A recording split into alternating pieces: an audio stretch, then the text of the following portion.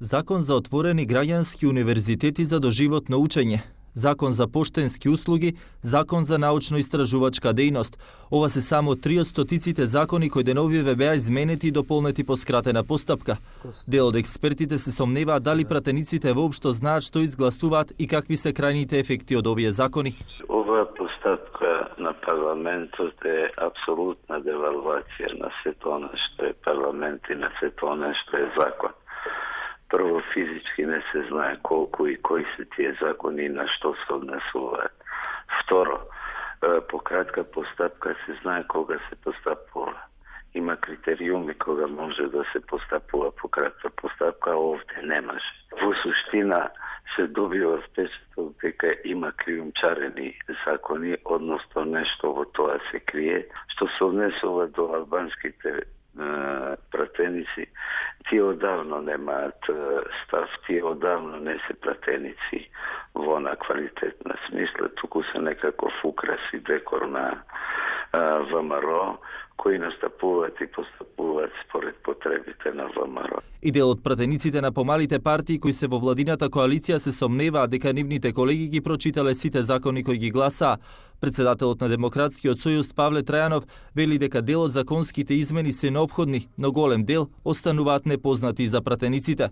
Се коментираше дека има некои од министрите се обидели поминале одредени други решенија кои што не значи согласување на казната. Како што беше законот за легализација на дивоградите покрај вештачките и природните езера и некои други веројатно има закони кои навистина 99% од пратениците не беа во можност да ги отворат, камоли да ги проучат за да дадат одредени забелешки. И поранешни пратеници велат дека е невозможно да се изгласа квалитетен и применлив закон без дебата само преку механичко гласање. Во принцип не сум за брзи законски решенија, зашто кратките постапки недоволно размислени така закони оставаат последици. Една од тие последици е честото интервенирање и измени на законите. Јас сум за издржливи закони, за стандарди во законите, кои пружат и гарантираат спокој на граѓаните и владење на правото. Од опозицијската СДСМ пак во својата реакција наведуваат дека целта на власта е само да ги покрие своите бизнис интереси и од тука потребата за итно носење на сите овие закони. Во реакцијата тие најавуваат и ревизија на овие закони. Очигледен е стравот на ВМРО ДПМН од враќањето на СДСМ во парламентот и законите ги гласаат по експресен пат, под превезот дека се носат за доброто на граѓаните, сушност се во функција да ги штитат нивните бизнис интереси.